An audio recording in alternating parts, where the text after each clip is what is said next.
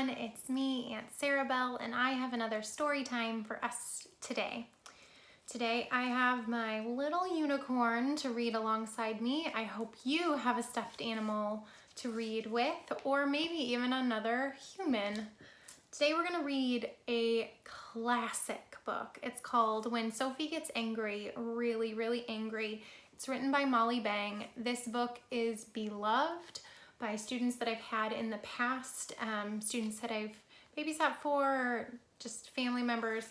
It's so beloved that this is the second copy I've had, and this one is being held together by tape because we've read it so much. So I hope you're ready to enjoy this book. It's a great story that talks about emotions, and remember, we've talked about this before, but emotions aren't bad. There's no such thing as a bad emotion. They just kind of help us understand how we're feeling and are kind of like a temperature gauge. You know, sometimes if you're running a fever, that means you're sick. So sometimes if you're angry or sad, that's okay. You just need to check in with yourself and kind of figure out why you might be feeling that way and what you can do to kind of remedy that situation or something you can do to fix it. So try to find a way forward. So when Sophie gets angry, really, really angry. So when you get angry, can I see your angry face? And if you have a grown-up nearby, have them take a picture and send it to me. I want to see the angriest faces I can because I'm a little bit angry. I don't get to see you today. When Sophie gets angry, really, really angry.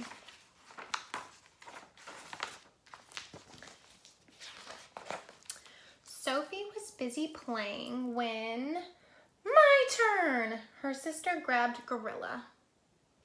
So there's her sister, and she's taking Gorilla away from Sophie. No, said Sophie. Yes, said her mother. It is her turn now. Oof, that's so hard. As her sister snatched Gorilla away, Sophie fell over the truck. Oh, insult to injury. She no longer gets to play with Gorilla, and now she fell over the truck. Oh, is Sophie ever angry now? And you can tell she's angry because her eyebrows are furrowed. That means they're like drawn down close. Her eyes look really narrow or small. And her nostrils, that's those holes under your nose, they're flared. And her mouth is very tiny. Can you make your very best angry face? And that's something good to look at in the mirror so that if you are feeling something and you're not sure, you can check what your face looks like. Because a lot of times when we're angry, we make these faces and we're not even aware that we're doing it. Let's get back to the story.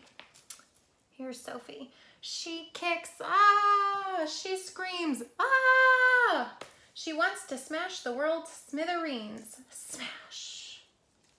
Look at her cat. Her cat's a little worried. She roars a red, red roar. You ready to do it with me? Ready? Roar! Sophie is a volcano ready to explode. Explode. And when Sophie gets angry, really, really angry, pa-blam! She runs, and she runs, and she runs, and she runs until she can't run anymore. Then for a little while, she cries. Sometimes when we get angry, we get sad too, especially if there's not a lot we can do about something. Now she sees the rocks and the trees and the ferns, and she hears a bird tweet. She comes to the old beech tree and she climbs.